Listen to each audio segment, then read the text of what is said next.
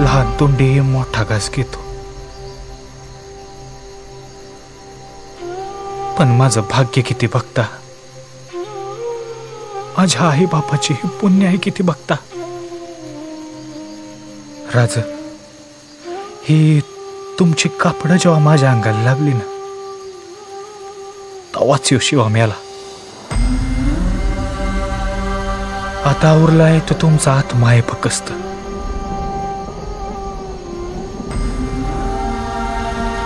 राज, तुमच्या ध्यानात येत नाही, पण मला स्वर्गाचं दर दिसतंय.